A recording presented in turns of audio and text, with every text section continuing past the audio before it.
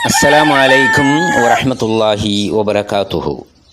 يوم السبت غرة شهر جماد الآخرة عام 1447 الهجري. فضل سورة الإخلاص.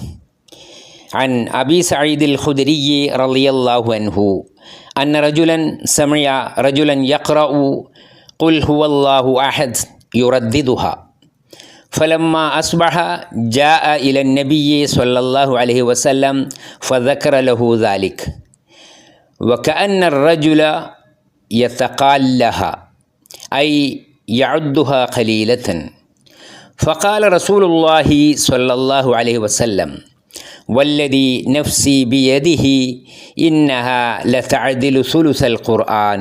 സൂറത്തുൽ ഇഖ്ലാസിൻ്റെ ശ്രേഷ്ഠത. മഹാനായ സഹാബി അബൂ സഈദ് അൽ ഖുദരി റളിയല്ലാഹു അൻഹു പറഞ്ഞു, ഒരു വ്യക്തി ഖുൽ ഹുവല്ലാഹു അഹദ് എന്ന് തുടങ്ങുന്ന സൂറത്ത് ആവർത്തിച്ച് ചൊല്ലിക്കൊണ്ടിരിക്കുന്നത് മറ്റൊരാൾ കേൾക്കാൻ ഇടയായി. അത് അത്ര വലിയ കാര്യമൊന്നുമില്ലാത്ത നിസ്സാര സംഗതിയല്ലേ എന്ന് ഇയാൾക്ക് തോന്നി. അദ്ദേഹം അത് നബിയോട് ചെന്ന് പറഞ്ഞു.